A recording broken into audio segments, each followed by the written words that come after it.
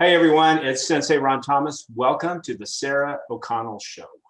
Welcome to the Sarah O'Connell Show. Sensei Ron Thomas, welcome to the Sarah O'Connell Show. How are you today?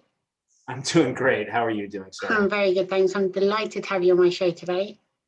Yeah, it's nice to be here and across the pond. It's kind of cool. We can do this stuff virtually now. Yeah, absolutely. Before it was a very long walk to get to your house in America, whereas now we can do this. Yeah, well, for me it would be a swim, but yeah. Exactly. I get it. Or just a couple of jumps or something. Something, yeah. I'm not too great with geography, but I imagine that's what it'd take. I mean, obviously I'd be on a plane when I did that. Yeah, that's true. Yeah, it would be long no matter what. Exactly. So. You were in a musical when you were 11, which was Peter Pan. Is acting something you always wanted to get into when you were growing up? Wow, you really did your research. Of course. Peter Pan was my very first experience as an actor.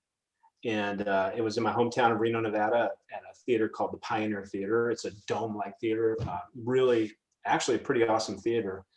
And I was hooked. I just got the acting bug when I was 11 years old. So, and I did, from there, I did a bunch of theater productions with that hometown group. And then eventually moved on to Hollywood. Yeah. Got a little more serious. And yeah, so here I am. You started as young Kanan, and you're in Miami Vice Live Spectacular at Universal Studios. They sounded like so much fun to do. Oh my God, yeah, it was a blast. Conan the Barbarian. A lot of people confuse that with Conan, the talk show host. No, it was Conan the Barbarian. Still the same person, just when he gets angry. Yeah, yeah, yes. But yeah, that show was one of a kind. It set a lot of groundbreaking things at the time with special effects live in front of a live studio audience, not studio audience, the touring, everybody comes from all over the world to visit Universal Studios. So I can't tell you the number of dignitaries and prince and princesses and vice presidents and celebrities that I performed for in the Conan show. We used to do, anywhere from 4 to, in the summertime, 8 to 10 shows a day. Oh, wow. Well, that would be 2 casts. You can't, physically, that show is so demanding, you couldn't do 10 shows by yourself, but we'd bring in different cast members. But, it had a dragon that come up out of the middle of the stage and spit fire at Conan. And I played young Conan. So I did this whole scene with this old wizard. And then at some point in the show, I get changed into Big Conan. It was quite right in front of the audience, right downstage, across from a moat. I pulled this sword of crom out of these crystals, and then all this smoke goes up around me. And then when the smoke disappears, like within less than a minute, I'm gone, and I switched places with the actor who played Big Conan. He was a bodybuilder, almost wearing nothing. Girls would scream like crazy. So it was a great show. And then Miami Vice, I got to work, it was mostly stunts. I played Sonny Crockett and lots of stunts and driving jet skis through boats and high falls and shooting bad people. And it was totally cool. And the rehearsal for that show was one of the best times I've ever had, because I had to ride jet skis. And so we had to train with a jet ski champion out at a lake. And I was getting paid to ride jet skis all day long to get, really, really good at them. So yeah, both of those shows were amazing, fun, and paid the bills, versus like most actors in Hollywood, they have to wait tables and, at nighttime because they go on auditions during the day. I got to work in shows, meeting, and by the way, some of the stunt guys in that show are, doubling Tom Cruise and doubling, they're the biggest and best stunt names in Hollywood. Yeah. So yeah, I had a great gig, getting paid to do all this stuff, stay in shape and perform. And if I had an audition, I could just call in an understudy, go on the audition. If I got a role, I'd call in an understudy and I'd go off and do the role. So it was great. Must have been so much fun. I always love that when I go to theme parks.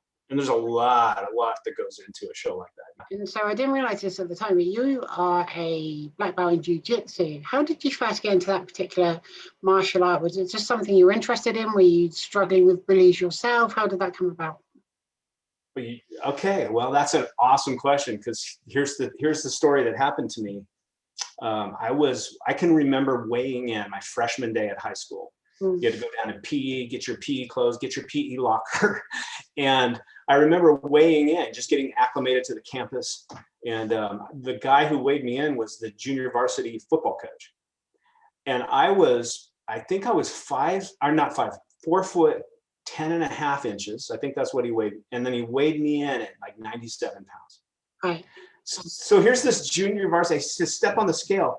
And he looks at me and says, you're 4 foot 10, 97 pounds, go home and eat, son.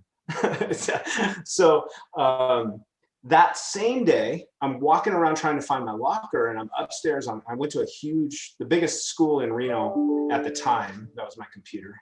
I should turn that off. Hold on one sec. Anyway, so yeah, biggest school in Reno at the time. And I'm walking around, I'm walking upstairs, and there's nobody in the halls. It's later in the day. I'm looking for my locker. It's just me. And here come 4 guys. And they just could have easily been Johnny, Bobby, Dutch, Jimmy. And Dutch, I'll just call him Dutch, made eye contact with me as I was walking this way. And they're passing me. He made eye contact with me. They're laughing amongst themselves. He makes eye contact with me, steps out from the pack. I don't know these guys for nothing. Steps out of the pack, and he just punches me hard in the face. And I'm like, what was that? It stunned me, it hurt, and they just kept walking and laughing about it. So at that moment, I decided I needed an equalizer. Yeah. And one of my friends was training in Jujitsu, and he invited me up, and that's when I started training and getting very serious about martial arts. I'm still looking at that guy, by the way. I haven't found him. I know his name. I know his name. Martin West. Martin West, I'm still looking for you, punk. So there may still be a rematch one day. Oh, let's hope so. Yeah, he would have a hard time connecting with that punch these days. That's how I got started. And I loved it, fell in love with it, never stopped. My sensei was like my own personal Mr. Miyagi. I loved the martial arts. I loved learning all that stuff. But one of the things I loved the most was when he would sit down with us after class and talk about life lessons and the esoteric principles of martial arts and character and focus and mindset. And that stuff really stuck with me. Like I absorbed it like a sponge. And it's part of the reason I do what I do, outside of acting. Yeah, because you also understand the science and psychology behind martial arts as well, don't you? So it's not just combat. You understand how the body moves and how you can manipulate it in different ways, not necessarily even using strength, but just using balance or gravity or whatever. Right. Yeah. And I was in a room full of over 400 black belts at a martial arts convention in Las Vegas. And because it's a gambling town, the question was asked to everybody, how many of you go out tonight, if you could win $1 million jackpot, how many of you would trade your black belt for that $1 million jackpot? Not one hand went up. Not one. Because you can't put a price on what it takes to earn a black belt, the blood, the sweat, the tears, but the personal development and everything that goes with it. I've seen it save people's lives, people who are addicted to drugs or whatever. Literally getting into martial arts training saved them from who knows what. So I love that part about the martial arts. Well, you have a very interesting poster behind you that happens to be my favorite movie, The Karate Kid. Yes, I do. Yeah. Oh, it's your favorite movie. Yeah, you should be. No, I don't mean recently. I mean since about 1985 when I first saw it. Yeah, isn't that amazing? And all the movies that have been made since. I mean, you're not alone, and thank you for being such a big fan of it. It's just, I don't know. It's like we're living this surreal experience that was initiated 35 years ago with the Karate Kid. Now Cobra Kai, and it's just been a generational film that also has changed lives because people got started in martial arts, and it's one of a kind. I don't think there's any other film in Hollywood quite like the Karate Kid, the franchise, the culture. The only thing that's ever come remotely close to the Karate Kid for me is the Karate Kid Part 2 and 3. And apart from that, nothing else. It's always hard to make a sequel and beat the first one. That is a challenge that I don't, in Hollywood, that's rarely, if ever, done. If the movie's so successful that they're going to make a sequel and make more money, it's rare that sequel matches up to the first movie. But, and I think that they were wise to take it in a new direction. There's so many sequels that are essentially just a remake of the first film, but in the sequel they go to Okinawa, and like comparing Alien to Aliens, they're very different kinds of films. And I think good franchises have to sort of mix things up. Yeah, for sure, especially now. Yeah, definitely. Yeah. Of course, you played Bobby Brown. How did you first hear about the movie, and what was the auditioning process like? The standard thing, and my agent, actually I was in the Kanan show, I was rehearsing, and Gary Goddard, the producer of the Kanan show at the Universal, said, hey, there's this new movie coming out called The Karate Kid. You would be perfect for it because they're looking for California blonde-haired, blue-eyed guys to play, the starring roles in this new film, and you'd be perfect. And then I go, okay, thank you. And then I'll check into it. And so no sooner did I get home from rehearsals, I had a call from my agent that said, you got an audition for this movie called The Karate Kid. And so I went in. First time I read for the part of Johnny. And obviously William Zabka ended up with that role. But, Bobby is unique in the whole franchise as being, the good bad guy, the one who knew when we were crossing the line too far, and had morals and ethics, and he was a little bit conflicted, because he's mixed up with the wrong crowd, but trying to keep his friends on the straight and narrow, and still to this day, Cobra Kai doing the same thing, right? Yeah. So it's been an honor to have played Bobby Brown, and to have established that legacy, and Bobby's got his own little fan base out there, one funny thing about that audition is they told me to not say anything about my martial arts background. Oh, really? Yeah, I'm like, the movie's called The Karate Kid. You don't want me to say anything about my martial arts? And they said no, because they want to focus on your acting. They're going to train you anyway. There's this guy named Pat Johnson. He's going to train all you guys. And as long as you're athletic and you can do stuff, they just want to focus in on your acting. So it wasn't for well into the rehearsal process that anybody actually knew that I was a black belt. And Pat Johnson was the first one, of course, to spot it, because he's Pat Johnson. Of course, a legend. And so I was thinking about this because I went back and rewatched the film again, because I'm always just looking for more excuses to watch it. And just particularly focusing in on your scenes. And so we first see you at the beach when there's that whole interaction between Johnny and Ali, but the first time you sort of have a confrontation with Daniel yourself, you actually start a fight with him. So to start with, you're still quite aggressive, and it's interesting to watch the entire film, because I feel like your character, as it gets increasingly volatile and more bullying and attacks are happening, I think he sort of grows more of a conscience. But in that first interaction, did Ralph Macchio actually hit you? On the soccer field. Yeah. On the soccer field, the punch is supposed to go by my face, right? Right. So from the camera angle, you can't really tell. But what happened was, as the punch was going by my face, he actually hit me with this part of his forearm and gave me a bloody lip. And neither one of us broke character. We continued, and then after it was all over, Ralph just came up to me. Oh, I'm sorry, man. I'm so sorry. That's Ralph. He's a great guy. But I got hurt. Ralph got kicked. Billy got punched by Elizabeth Shue. So, I mean, there was a lot of real contact going on in that movie. But by accident, of course.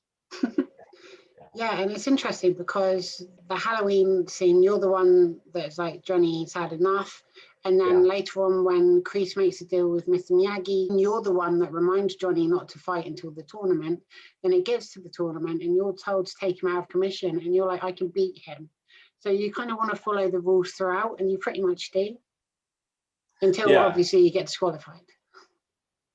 Yeah, and I think that turning point there, you know, when Kreese says, I'll be disqualified. He says, I don't care, you know, pretty out of commission. And Kreese didn't care about Bobby. And I think Bobby really, his heart didn't want to hurt Daniel. Really, he just wanted to win the tournament because Bobby felt like he could win the tournament.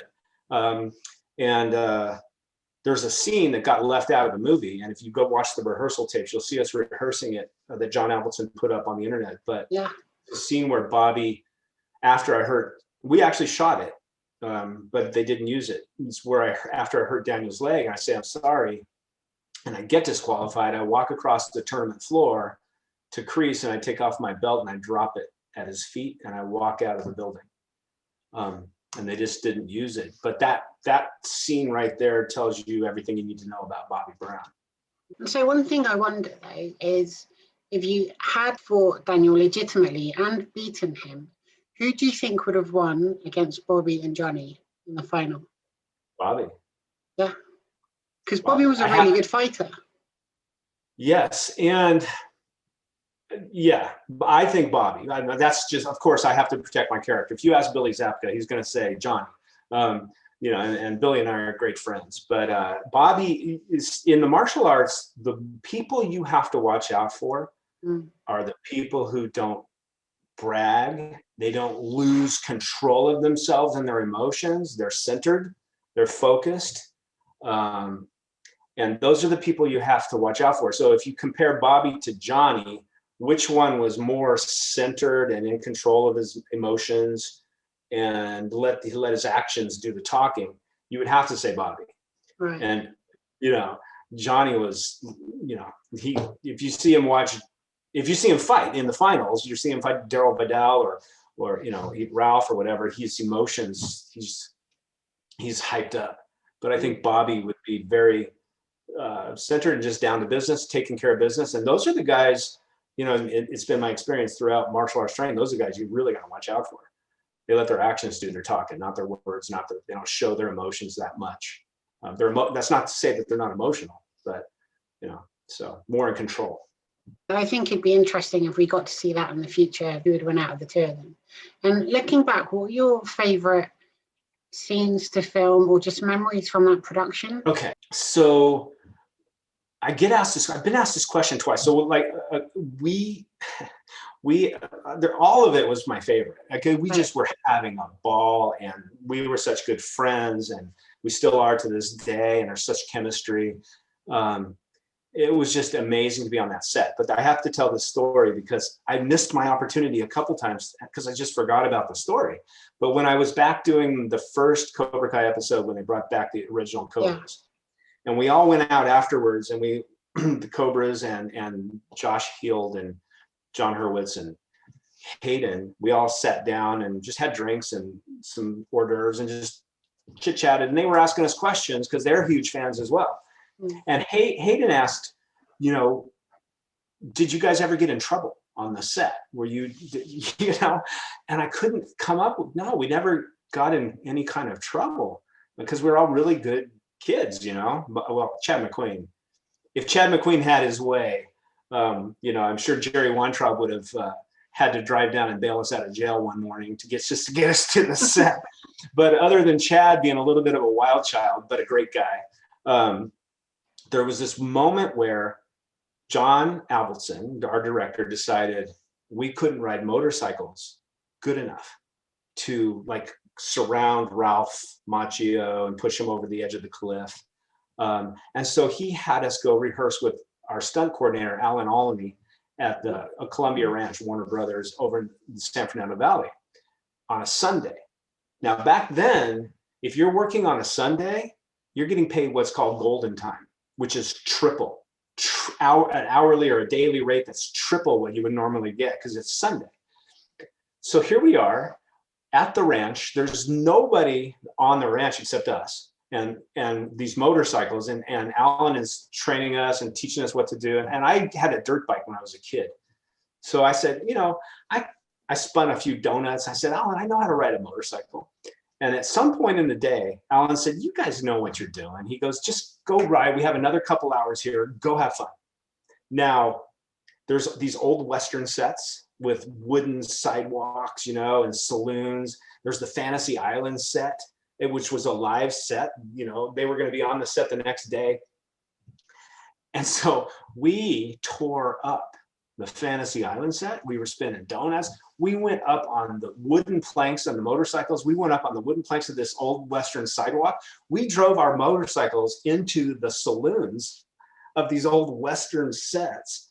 And we just tore up that place on our motorcycles. And I think, you know, if we would have gotten caught, we probably would have gotten in trouble. But that was as close as we came to being a little bit obnoxious. But we were having a blast. So much fun. Did you get away with that? Nobody found out at the time? Nobody. I don't know. Well, Fantasy Island said some of these sets that were live, I'm sure that they found out. They're like, what the hell happened here? You know, but and they had to do a little repair, I'm sure, on their stuff, on the dirt and everything. But I mean, we didn't tear anything down or get that crazy. But I don't think anybody ever found out. There was just nobody there on a Sunday. So, you know, but it was fun. I'll never forget it. Let's talk about the legendary Pat Morita. What was he like to work with? Uncle Pat. I get tears in my eyes if I start thinking about Uncle Pat. He was an amazing human being, funny, always joking, but obviously a brilliant actor. I don't think anybody else could have played Mr. Miyagi. That part was written for him. That was him. But to work with, he was just a sweet man. I'll tell you another story about Pat. Years later, after I had, work had slowed down in Hollywood, and I opened up a martial arts school. And I was not doing the shows up at Universal Studios anymore. I opened up a martial arts school and started training kids, and I had this promotion set up for my kids. We had done their testing. They were going to get their next rank in martial arts. And I was up at Universal Studios for some reason, auditioning or something. And I ran into Pat. And I said, Pat, because he wasn't living in town at the time. I said, and he invited me up to dinner at his room. And he had this big banquet with all his friends and everything. And so I had dinner with him. I said, Pat, would you want to come and see me do a demonstration at my school and say hi to my kids who are getting promoted? And he said, sure. And so I didn't tell any of the kids, but I had my senior black belts get all the kids lined up, and all the parents were there, and the place was packed with people. And we were doing a demonstration and then promotions. And everybody's wondering where Sensei Ron was. Like, where's Ron? And my instructors were instructed to not say anything. I showed up a little bit late on purpose because I had to go get Pat from Universal Studios, drive him across town. And I walk in the door with Mr. Miyagi. Can you imagine the looks on these kids and these parents' faces when their sensei walks in the door with Mr. Miyagi? He showed up, signed autographs, took pictures, watched the promo, and then that was Pat. That's what it was like to work with Pat. Very giving, loving, awesome human being. That's such an amazing story and experience. Thank you for sharing that. Yeah, I love him. I love him. And Billy and I flew together to Las Vegas for his funeral. So I wish he was still around, but he's up there shining down on us for sure. Absolutely. It's a huge, huge loss. And I love that he's still celebrated and very much still the driving force of what's come since. Yeah, there's no Karate Kid without Pat Morita. You know, and the relationship he had with Ralph and their on-screen chemistry was insanely awesome. But can you imagine if Pat was part of Cobra Kai right now? How that would change things? That would just be, I mean, they're doing the best they can to pay tribute to Pat, but imagine if he was alive and showing up as Mr. Miyagi. Oh my God. I don't think it would have gone on for 3 or 4 seasons. He would have just fixed everything in the first couple of episodes. Right.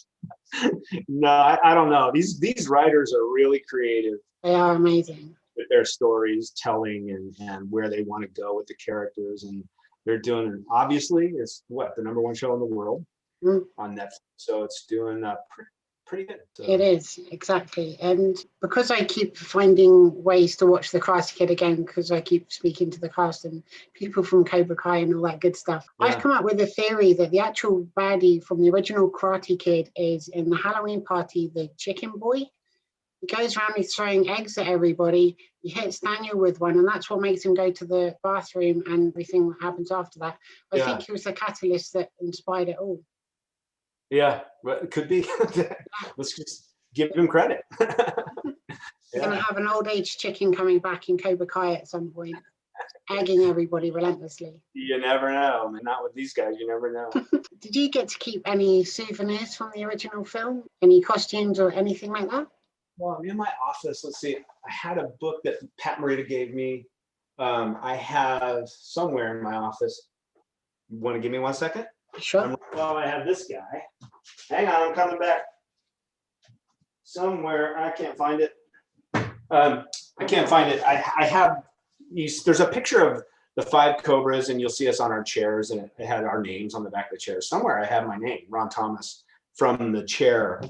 I have other things. I have scripts. I have a production board that they hang up to tell everybody where to park and everything on the set, and it says Karate Kid on it, and I had everybody sign it.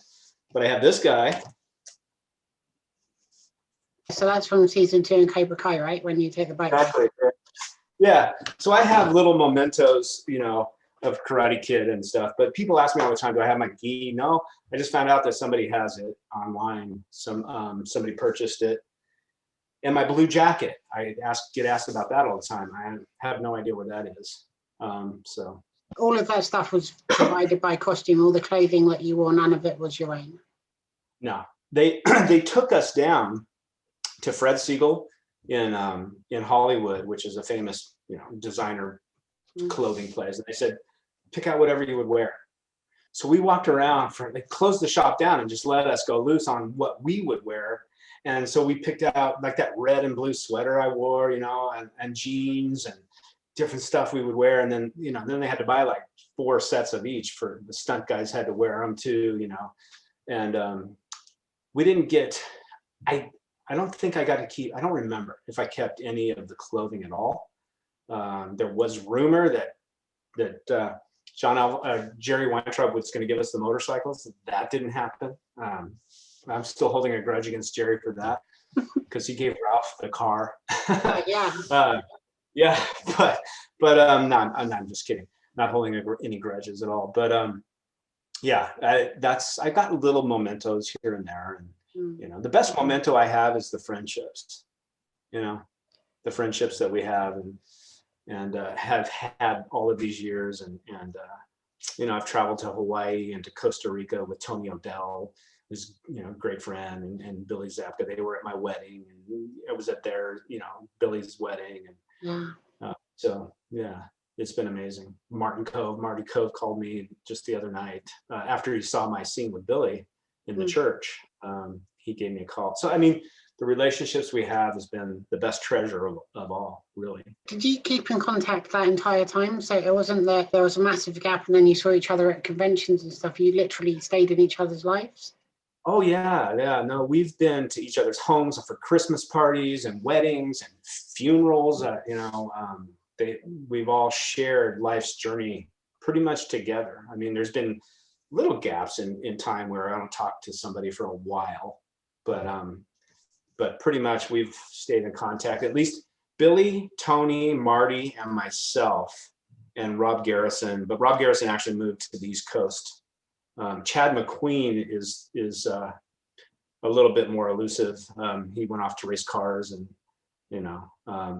but we've been in pretty close contact all of these years. Billy, Marty, and Tony and myself, we lived within a 20-mile radius of each other. Oh, really?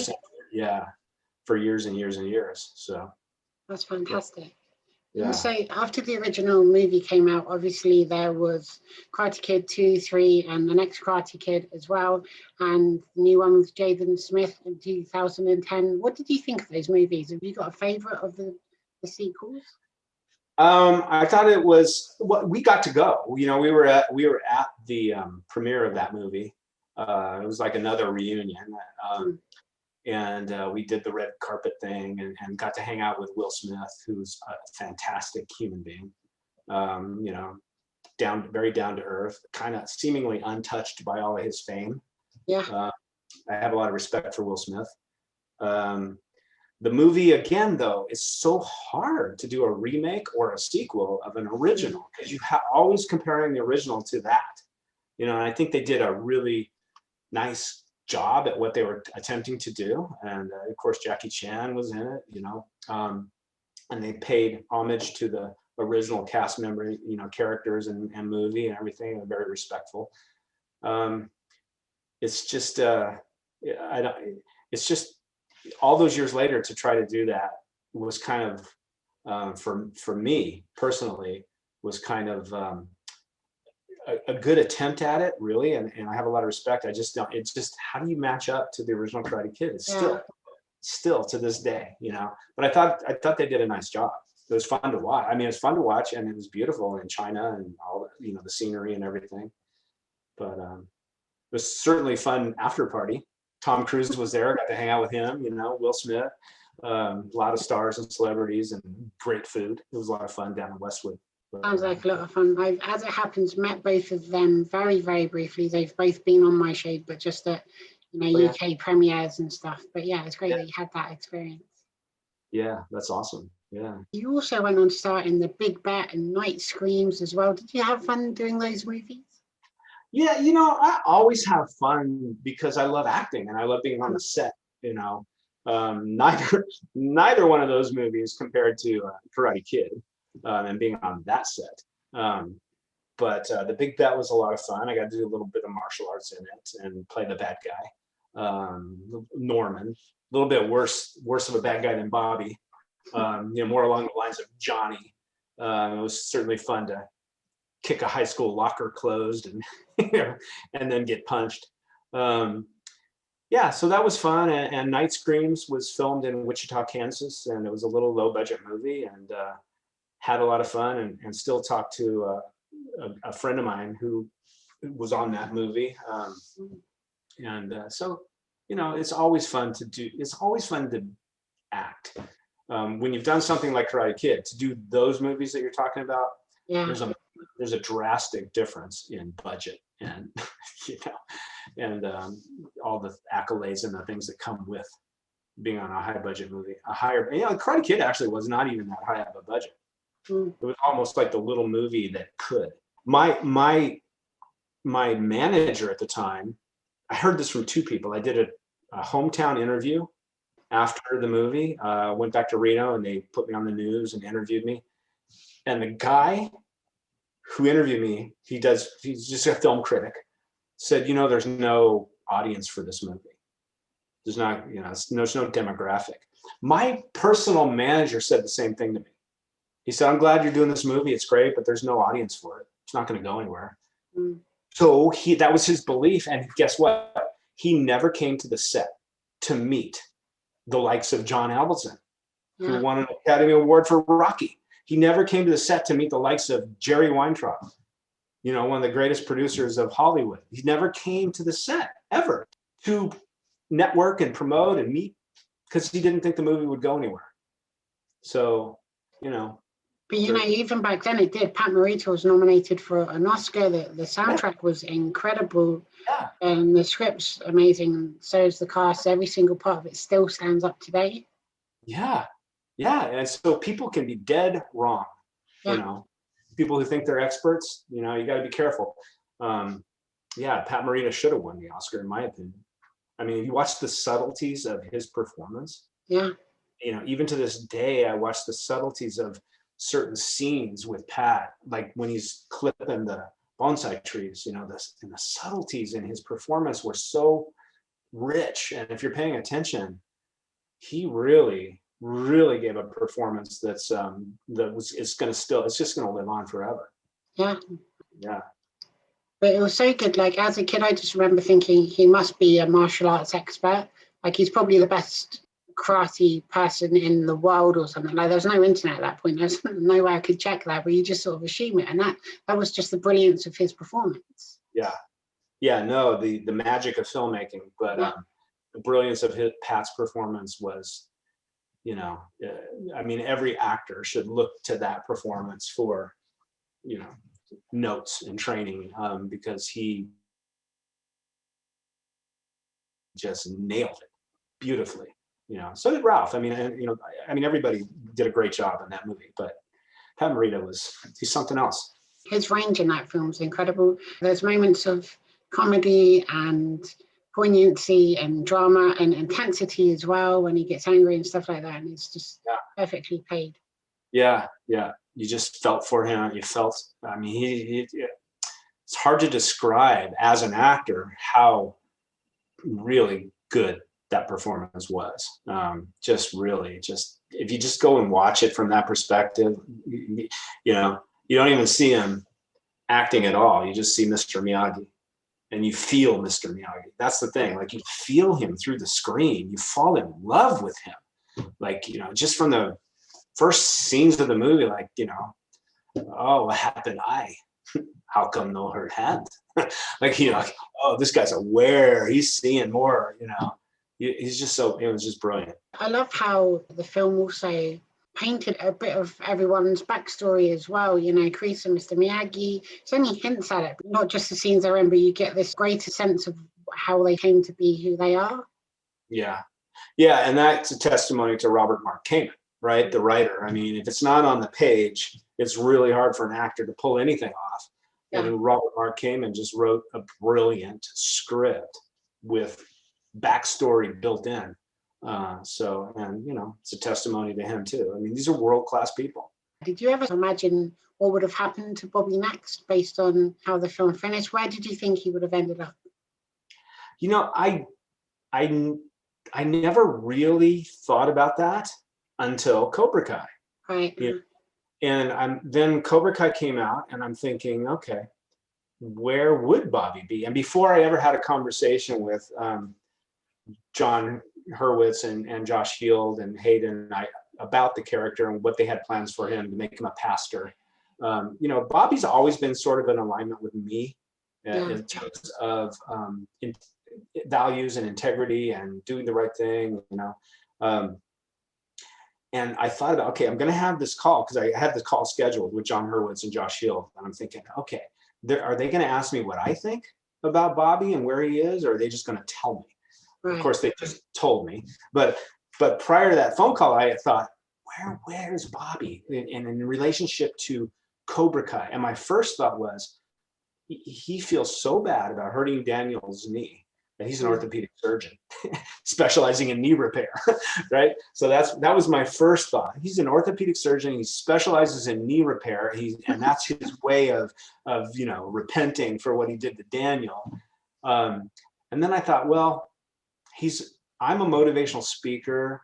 Maybe he's doing something like that, and maybe he's running a dojo for inner city kids, getting them off the streets, and you know, and training them for free, and just helping them get their head on straight and get their lives on track. And I thought that would be perfect for Bobby. And then I had the conversation with him, and they told me he's a pastor. And I'm thinking, well, that's kind of in alignment with what I just said, right? Like, even at his church, he could have a nonprofit dojo pulling kids off, inner city kids who don't have the money to pay for classes. He could teach, you know, and have the church fund it. I don't know if the guy, I don't think the guys have latched onto that idea yet. I don't know. I have no idea, but I think it would be cool. I'm really honored that all these fans, that Bobby has his own fan base, and a lot of fans that actually, they've been calling for Bobby to have more screen time and be more part of the show.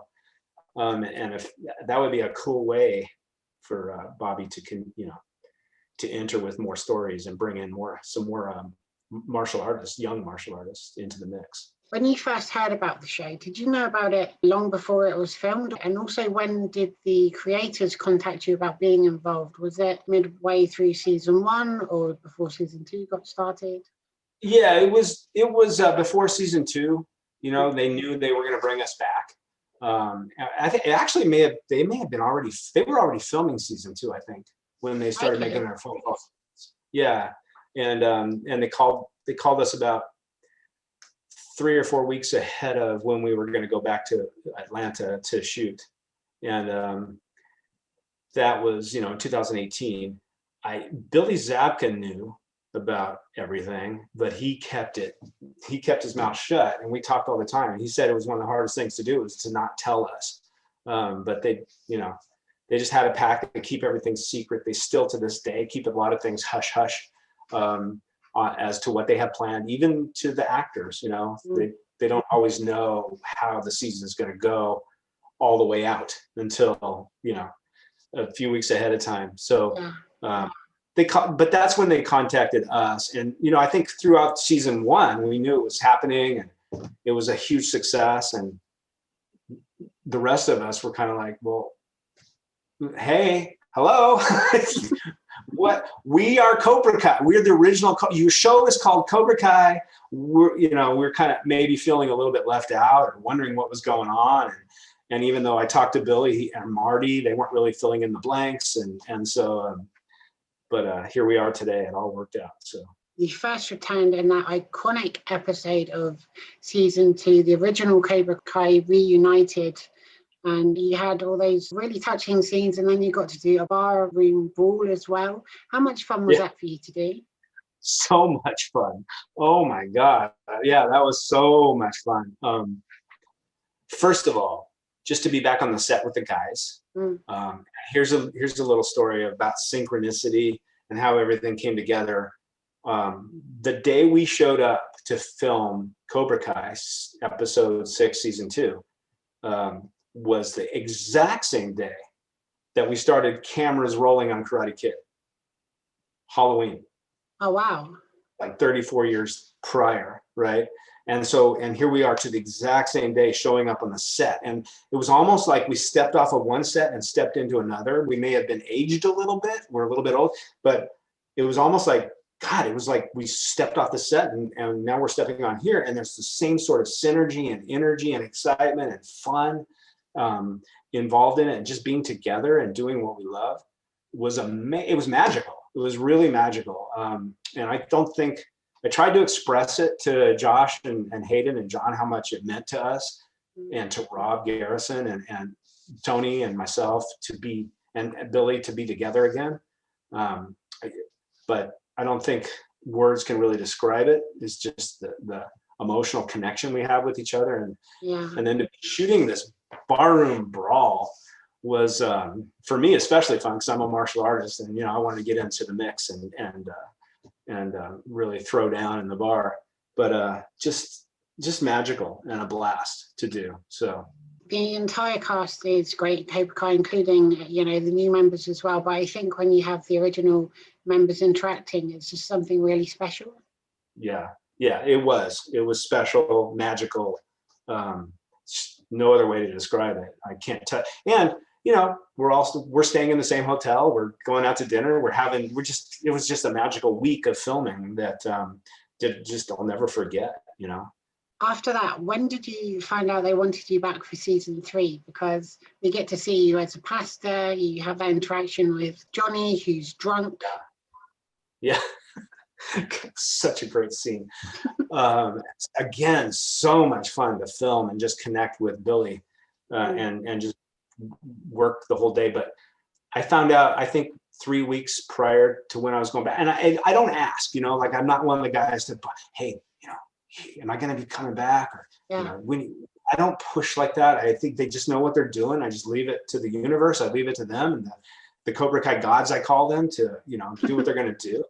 I just trusted that, we are the original Cobras. We got to be, you would think it's called Cobra Kai. They're going to integrate us somehow. And so I just waited, and it was like 3 weeks. They were already in production of season 3 when I found out I'm coming back. And then I got the script, and you'd be amazed at how much actually dialogue got cut because of time constraints and whatever between Billy and I.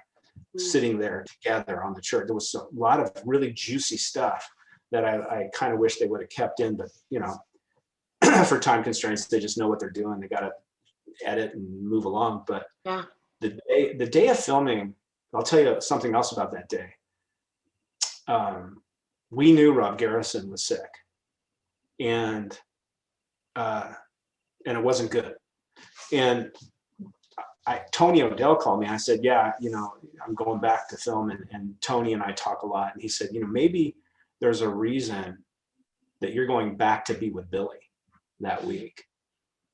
And maybe there's a reason you're going back there, because Billy, you know, as far as the originals go, and our connection is basically all alone back there in Atlanta. And he said, maybe there's a reason you're going back. And so I go back, and Billy and I had this amazing day. Then we went out to dinner that night. We hung out till, you know, after midnight, which, you know, but here's the thing. We knew where Rob Garrison was. He was in, at that point, hospice. So again, this synchronistic, serendipitous moments of us being together at a time when we needed to be together. Billy and I just sat down and talked about it, and Billy was considering going to see him. And at that point, Rob, you know, I don't even know if Rob would have known that he was even there. But and then it was the next morning, we knew what was going to happen, and Billy called me and said, just keep your phone on. I was getting on the plane to come back to Southern California, and for some reason I couldn't connect to Wi-Fi on the plane for whatever reason. I wasn't getting my messages. You know, a 4.5 hour flight, and I get off the plane, turn on my phone on, and it's just blowing up, because on the flight back, Rob had passed away. And I don't know what your beliefs are, but I'm a very spiritual guy. And I was back there in that same hotel that Rob and Tony and I had stayed in. But it was just me. I was alone. I felt Rob when I was leaving. Just got chills. I felt him. And it was kind of surreal for me just to be alone and leaving and coming back. And then my phone blew up, and he passed away on my flight back. It was just, I don't know how to put it into words. I thought I'd share that story, but it's kind of personal, but tough. You know, you had this connection for all of those decades, and then this heartbreaking moment, you were brought back into that world one more time, and you could relive these memories that you shared together. Yeah, it was, yeah. Really tough. Yeah, I was so sorry to hear when that happened, but I was also just grateful for the fact that we got to see everyone reunite that one time in those scenes, because they're so special. We have them forever, right? Yeah. So grateful, and so grateful on behalf of Rob, who loved playing Tommy and loved acting so much, to have had the opportunity to put an exclamation point on his career and on his role of Tommy, to be able to do that. You know, and a lot of misconceptions out there, a lot of rumors that he was sick when we were filming. That's not the case. He was not sick. That happened a year later. So, anyway, I'm very, very, very grateful for the entire reunion and the way it's unfolded, and especially on behalf of Rob, for sure. John Harris has been on my show twice now, and we spoke about that too. It was just the biggest of coincidences, and that the story played out on the show in the way it did. But then I said, is it purely because of that line, "Put him in a body bag," that inspired that? And he said it was. So of course it's the biggest callback to one of the most famous lines in the movie. Right. And it's again, like the serendipity, synchronicity events that have unfolded, you know, from Karate Kid all the way till now, are just, to me, I find that stuff fascinating. Other people call it coincidence, or they blow it off. It doesn't mean much, but to me, I don't. I see it as something else, and to me, it means a lot. And John Hurwitz and I have the same birthday. You know, already. Billy and I, our wives have the same name, Stacy. Our daughters, Billy and our daughters were born a month apart. You know, I mean, there's that. I guess that's not that synchronistic, but it's certainly interesting. Yeah. It's just, I don't know. I don't know. I love looking at life from a wider viewpoint. You know, I think there's more here than meets the eye. There's stuff I happening. think everyone has so many things in common and just all sorts of interesting, weird and wonderful connections to each other that you may not realize as well. Yeah. And until you start looking for them, or asking questions or investigating or just being aware or just being interested in that, you find those connections. It's just, it's just crazy. So. Absolutely. And then say at the end of Cobra Kai season 3, incidentally, did you get to see any of the season before it was released on Netflix, or did you have to wait until New Year's Day like everybody else? I had to wait. The only thing I saw was some of our church stuff with Billy, because I had to go to do some sound stuff in the studio, in the editing, ADR, audio digital recording. I had to go do some of that looping stuff. So I got to see our church stuff, but I really didn't see anything else. I knew that Yuji Okumoto was in it because, and again, like, they don't share like who's in it, who's coming, and they even with the actors. So I was doing the church stuff with Billy, and we broke for lunch and go, okay, cut, we're going to go to lunch. And I hear from the side of the church, it's a big church, by the way. I hear that from the side, hey, Ron. And I turn around, I look, and it's freaking Yuji Okumoto. I didn't know he was going to be in this season. I sat down for lunch, and Josh Heald was sitting across from me, and I said, I didn't know you guys were bringing back Yuji. And of course, Josh is like, what? Everything is under wraps. Everything is under wraps, But yeah. So anyway, that's what I knew. I knew Yuji was going to be in it. I found out later that Lisa was coming back, which was a big wish of the fans, that Lisa Shu was going to come back. I thought her connection with Billy and Billy's stuff was brilliant. Really good stuff. But no, I didn't. I'm kind of like you. I got to see everything. Billy showed me a couple things just to give me a backstory. What was leading him up to come into my church drunk. Right. And he showed me stuff on his iPhone. This is what's happened to Johnny. This is where he is. He got arrested. Just to fill me in a little bit more, because Bobby obviously would know what was happening with Johnny. So, because I bailed him out, right? I mean, I got him out, right? Yeah, exactly. He knew a priest, not a priest. That's true. But, so. And so at the end of season 3, the stakes are higher than ever. Do you think in season 4, Johnny's going to be needing Bobby's guidance and perhaps his backup at some point? I hope so, of course. I hope so. Of course, I think that's logical. I think it's the way things, at some point, Bobby's would come back. But I don't know. And right. I don't know what they have in store. I mean, they're so secretive, and they know what they're doing. I just would think that, I don't know, with the way it ended with Robbie, and Robbie being so alone, and kind of lost, and not wanting any guidance from his real father, or that maybe there's definitely one possible storyline is that Bobby comes in to save Robbie. Pastor Bobby comes in, but I don't know. I can only speculate. Yeah, so, because you've already had that connection. When he'd been arrested, you went and visited when Johnny didn't turn up. Yeah, and Bobby cares. Deep, he does. He cares. He would care about Robbie. He would almost be like an uncle if you got a chance to know him, for sure, because he would do that in honor of his friend Johnny. So I mean, it's just something that I think Bobby would do, is to try to save Robbie, because maybe Johnny can't at this point in their relationship or wherever Johnny's at. So I don't know. It's going to be interesting to find out.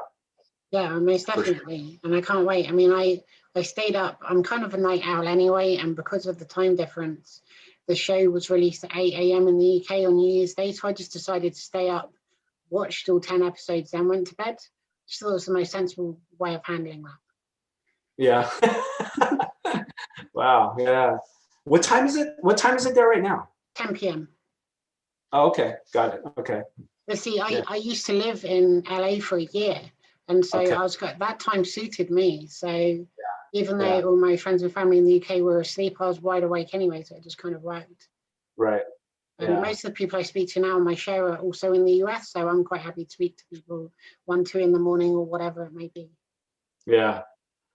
Yeah, that's cool. And everybody's on lockdown now with COVID, you know, so LA is one of the hot spots in the world for COVID right now. So I mean, it's the lifestyle has changed dramatically, you know, for sure. I can't wait till we all get past this stuff. Yeah, it's really scary, but hopefully we'll get back to, you know, going out and doing stuff. Yeah. It's tough. It's tough on everybody all around. Really is. So I must ask you this too, because I kind of felt when I was watching the original film, I felt that Bobby was actually better suited for Miyagi Do karate than Cobra Kai. Like if he had the choice, I think he would have really flourished, and I could have seen him and Daniel being friends and stuff like that. So fast forwarding to 2021 as it now is, do you consider Bobby now to be Cobra Kai still, Miyagi Do, or Eagle Fang? That's an interesting question. There was a script that there was one story idea for Karate Kid 2. And that was that Bobby, having dropped his belt off at Sensei Kreese's feet and leaving and feeling bad about hurting Daniel, actually became friends with Daniel. Oh, wow. Which would make him probably lean toward Miyagi Do, right? Even back in the original day. Obviously that didn't happen. But nowadays, I think Cobra Kai, where it is in the storyline now, Bobby has a lot of anger. That's why you can see it in the bar. I kind of played it that way. You know, John Kreese is bad news.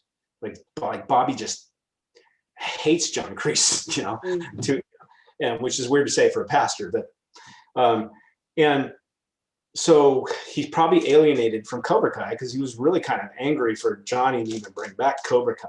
So he would probably lean toward Eagle Fang. However, like I said, I think it's really a cool story idea for Bobby to start his own his own thing at the church where he's getting street kids who can't afford it and inner city kids who can't afford to train in karate and pay for lessons to do it for free, to help others, because that's what Bobby would do, is try to help others. So I think that's, for me, if I was in the writer's room, I would be pushing that. But I'm not in the writer's room, so I can't. So, but I definitely think he would align with Eagle Fang more. You know, he's got nothing really against Daniel. He didn't want to hurt him. He just wanted to win the tournament. He loves Johnny. Obviously, they're buddies. So I think he would lean in that direction and be supportive there. If they didn't want to do my other idea. I mean, as a spin-off opportunity, I think it's great to have as many different dojos as possible, so you've got more people to compete against. Yeah, and there's a lot of talk about spin-offs. There was even an article written about potential spin-offs, and I think that I guess they're already thinking that. I did wonder if they were testing the waters a bit when they did the flashback sequences, particularly in season 3 of Kreese Vietnam. Kreese's backstory, they really got into Kreese's backstory in season 3. I think initially the flashbacks with us on the motorcycles and stuff, I think, and I'm not in the writer's room, so I don't know what's in their heads. I think it was just to fill in the blanks for the younger crowd who had never seen Karate Kid at all. Yeah. You know, they just know Cobra Kai. They've never really seen it. They've never watched it. So there is that audience that's, if you can believe it, never watched Karate Kid. They just know about Cobra Kai. Maybe now they're going to go back and watch the source of all of it, hopefully. But I think that's why they did the flashbacks with us, to kind of fill in the gaps, that we had this long-term relationship that's been going on for years and years. So, and I spoke to John Howitz about this too, about the fact that there's lots of deleted scenes or just different angles of shots that were in the original movie, so they can revisit now to tell stories from different perspectives, or just expand on your character. As you said, there was that scene that was removed, so they still have the opportunity to do that stuff too. I think so. I think it would be cool, and I think the different angles that they could come in there's so many ways that they can enter into any of the original characters and reintroduce. So it's exciting. It's fun to know fun to see where they're going to go and which way they land on, because they could go a lot of different ways. It really could. So. Is there a character from Karate Kid 2, 3, and 4 that you never got the chance to interact with that you'd love to have a scene with? Chozen or Mike Barnes? Well, I know Sean Kanan. We're friends. I think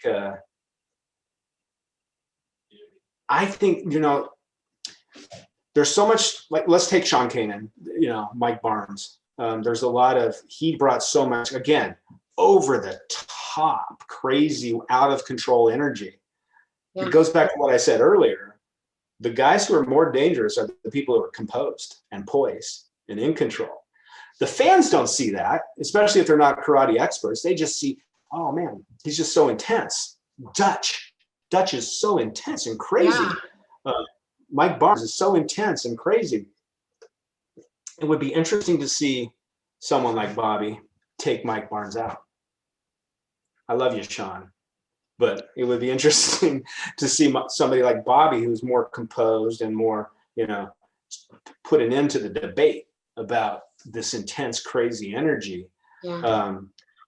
So, I mean, I know, like I said, I know Sean. I think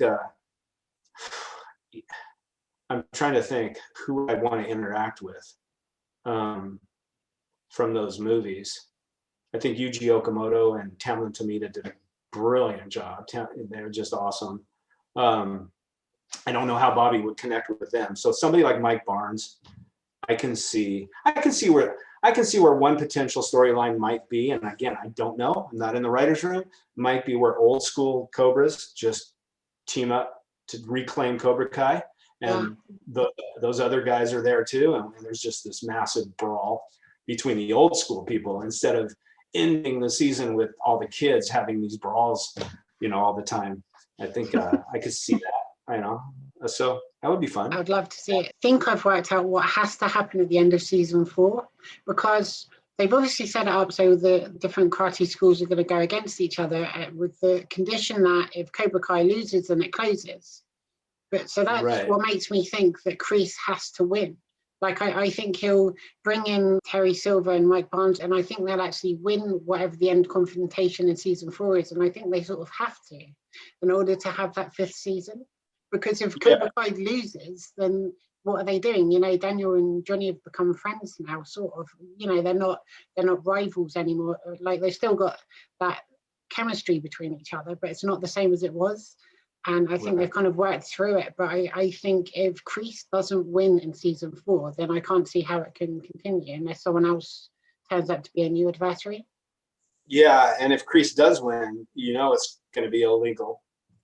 Yeah. So that goes back to, his relationship with Bobby. So I don't know. It's speculation, and I would, who knows? But I think you have a point. You have a point for sure. I mean, they're thinking ahead, and they got it planned out. These guys are so smart. Yeah, of course. And they're so creative, and they are so. They love to throw twists and turns and surprises in. So whatever you and I are thinking, and everybody else is thinking, it may not be what actually happens. Just keep that in mind. These guys, they want to throw the surprise bomb wherever they can. So we'll see. We'll see. I have no idea. Well, that's it. I mean, just because we think that's what the storyline of season 4 is, that could get resolved in the first few episodes. They could go in a completely different direction. The people from Okinawa could come over and start up a new rival. We don't know. It's very exciting. It is exciting. Yeah, for sure. I mean, these guys are the Cobra Kai gods. They could actually maybe resurrect Pat Morita from the dead. I don't know. They're that ingenious. Holograms or CGI or something like that. Yeah, who knows? I just it's just fun for me. Even for like Billy, I've had conversations with Billy where he's obviously a huge part of the success of the show and brilliant in it. And I think that they keep a lot of stuff from him. Even. He's like, he doesn't know that far out what's actually happening. So it's not like I can finish our interview, give Billy a call and say, how's season 4 ending? he'd be like, I don't know. So, yeah.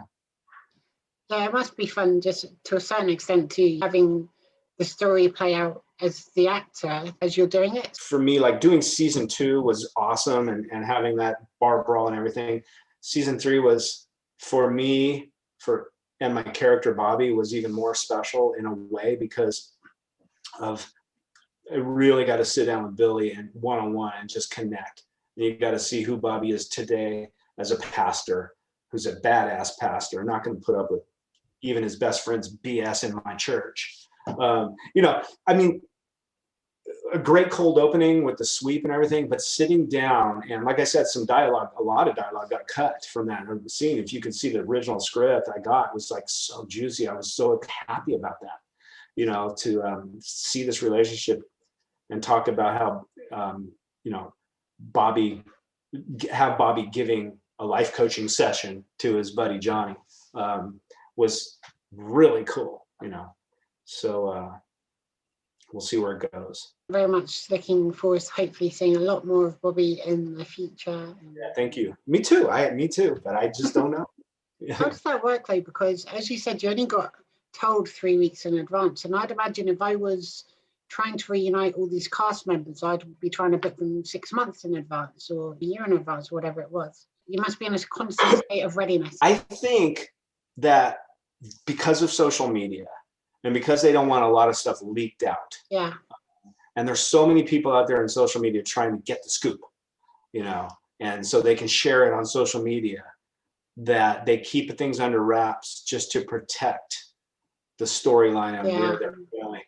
Because I tell you, once Cobra Kai hit, before I even was on the show at all, I had so many messages. Are you coming back? Are you going to be part of the show? And I was like, I would hope so. It's called Cobra Kai, but I don't know. And then now that I have been on the show, of course, every day, are you going to be in season 4? Yeah, we want more of Bobby. Are you going to be? And I can't answer it. I have to ignore those questions because, for one, I don't know, and for two, if I did know, I couldn't tell you.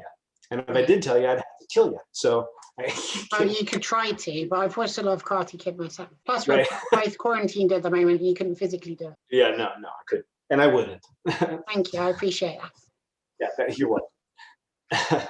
You've got no plans to film anything in the next 3 weeks? Then? Not in the next 3 weeks. I'm just going to have to check in with you every 3 weeks. I've got 2 cameos to film as soon as we're done with this interview. Really? You know, meaning Cameo, the website where you. Yes. I've got 2. To ask you about that.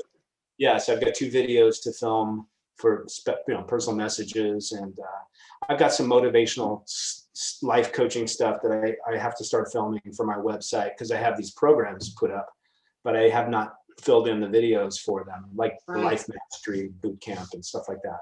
So as far as that side of my career, the life coaching and speaking and personal development stuff, I've got some filming to do. But as far as acting, not that I know of. I was having a look at your website actually, and the personal development stuff. You've helped thousands of people. You've released 2 books, and there's audio recordings of inspirational stuff that people can get involved with too. Yeah. I've got some free content, and then I've got some stuff that, you know, for athletes, for people who want to master their lives, and for people who want to be happy, and called the Wellness Dojo, well-being. So it's about happiness and well-being, and a comprehensive approach to that. And they're coaching programs that I've coached on or done seminars in the past for people who have paid me a lot of money to do them for their groups or their companies or whatever. Yeah. And now I'm just going to make them available for people at my website to go through those coaching programs that I designed years ago, and I'm going to update them a little bit, and to have techniques and things to think about and things to do in those areas, you know, athlete's mindset or life mastery or wellness and happiness. So, because people email me all the time, they message me all the time. It's like, I'm sad. I'm not living my life to my potential. I'm not having advice for me. And a lot of people, sadly, are suicidal. You know, so I'm even got a lot of those messages lately. I think some of it has to do with COVID and being locked down and losing your job. So, there's a place for what I do. And I'm going to bring what I know, what I've been trained on and my experience to bear to help people deal with that stuff. And I love that stuff as much as I love acting. I love to help other people, and I love that whole personal development arena. It's great that you get to do that, because you've got so much experience and you're such an inspirational person too. And I can tell just by speaking to you, you must have helped so many countless people, and I think that's amazing. Thank you. Yeah, I appreciate that. Yeah, and it, I think it all started as in martial arts. Like I said, with my sensei, and the esoteric principles. I realized a long time ago, there's a lot of people that don't want to go into a dojo and get their nose broken. They don't want to go into a dojo and learn how to fight. They don't care about that. But what they do care about are the life skills and the esoteric principles that the martial arts always bring. Not always. Not if you're in Kreese's dojo. But if you're in someone else's dojo, right? But bring, help elevate a person and personal growth and whether it's confidence and self-esteem or focus and discipline and honor and respect and integrity, all of those things are built into the martial arts. And I realized a long time ago that so many people out there in the world could use that stuff, but they're never going to enter a dojo. So I thought I would bring the dojo to them in terms of that, that side of the martial arts.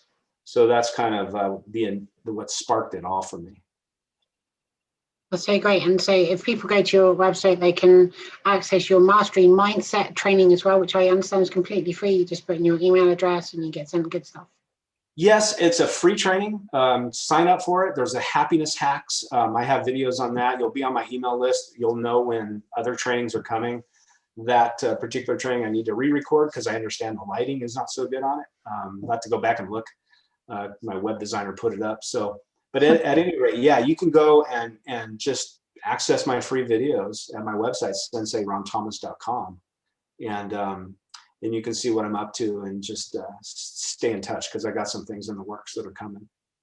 So. It's very exciting. One thing I must ask you, and I ask every guest this question, can you tell me a fun fact about you, something we may not know? It can be a party trick or a hobby or anything like that. Fun facts. Wow, let's see. That's something I haven't thought about. I've never been asked. What's a fun fact? Because you did your research. You know your stuff. Fun fact. I'm drawing a blank. I'm a prankster. Oh, really? And so at the Kanan show, people stopped at the end. They didn't want to work with me because they didn't know what I was going to pull on them on stage in front of people. And so like we had swords that we fought with, and then I played young Kanan. So I come on with Red Sonja, and like I would put mayonnaise all over her handle. So when she pulled her sword, she got mayonnaise all over her hand, or I would do silly stuff to keep it fun because it was like corporate theater. And after several years of doing the show over and over, it got so tough to get yourself up for a show that I started having fun, and I became the prankster of the show. And so people got to the point where I don't want to work with Ron. I don't know what he's going to do to me, but it also kept it fun and exciting. So I love to prank and have a good time. And you would be surprised how much William Zabka likes to do the same thing. Oh, really? Yeah, he's a little prankster, that guy. Yeah, he crashed our scene with Robbie when it was just me and Robbie, and he doesn't show up. Well, I'm in the middle of the scene with Robbie, and of course he shows up. We did this whole improv thing, and it was hilarious. So I hope they show it on outtake reel sometime because Billy's a very funny dude. But I love pranking and just being playful and having fun. And I think that's maybe a fun fact that maybe people don't know about me. I'm drawing a blank. That's perfect. I love that. Yeah.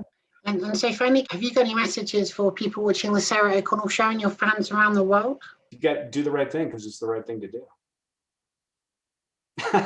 Very good advice. That was too freaking easy. You know, listen, my message is really about, I wrote a book called Positive Thinking is for Sissies. Not that I think positive thinking is a bad thing. I think we should all think positively.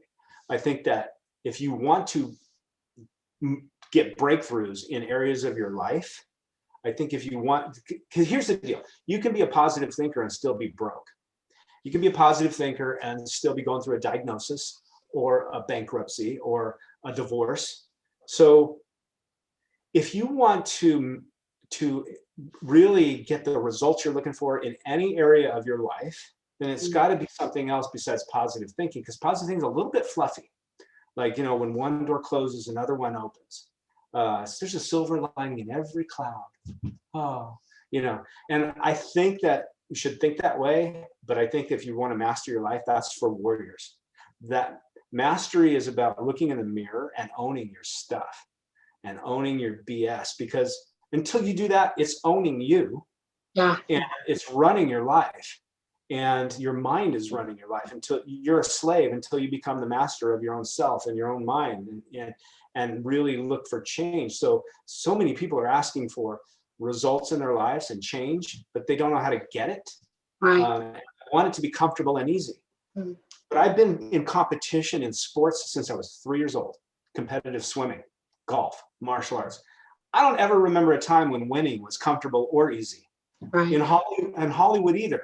You know, you think we just audition and get the part? No. I was in acting class 3 times a week, training on my craft, acting, doing the hard work.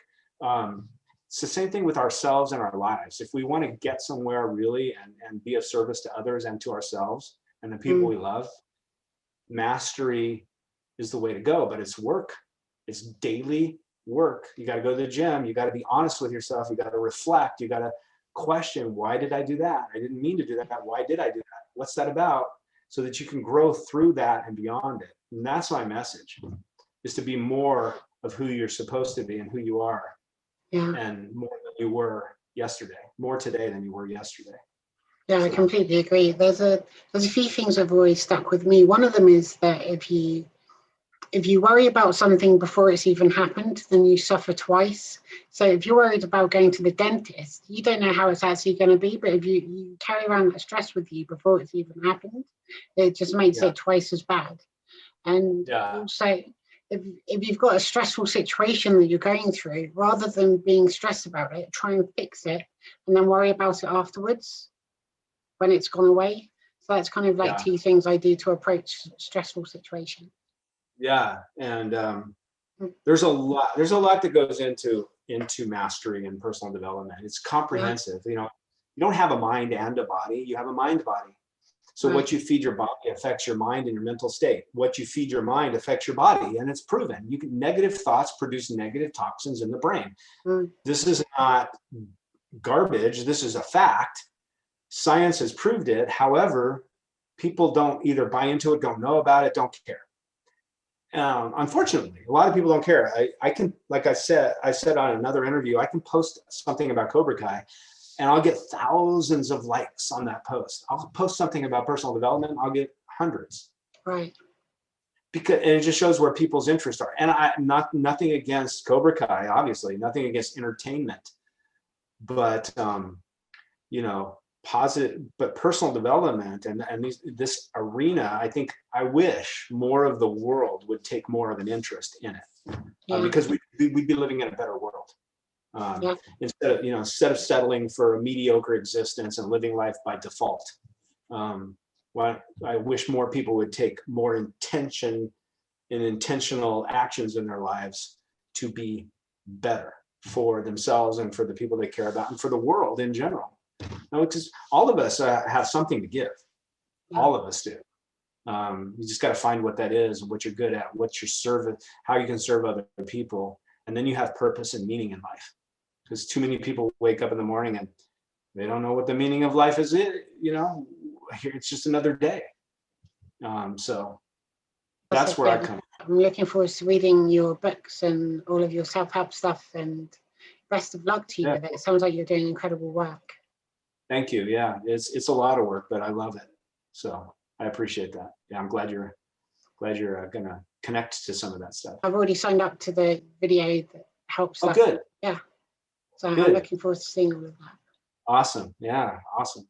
And so, Sensei Ron Thomas, thank you so much for your time today. I've absolutely loved every second of chatting to you about your memories and your stories and all the amazing stuff you've worked on. Thank you, Sarah. Thanks for having me. It's been a fun little talk. Yeah, and of course, you're welcome back anytime in the future as well. If you've got other stuff you want to talk about, be it Cobra Kai or any of your personal work as well. Yeah, and when I get this book done, I got to get this one book done that Karate Kid fans are going to love. It is personal development and self-help, but if you're a Karate Kid fan, I think you'll really love it. So I just got to get it done. So maybe we can come back and talk about that. Oh, most definitely. Yeah, And also, thank you to everybody watching at home. Be sure to share, subscribe, give this video a big thumbs up, and leave lots of lovely comments. I'll see you all again soon for another episode of The Sarah O'Connell Show. Bye. Bye, guys.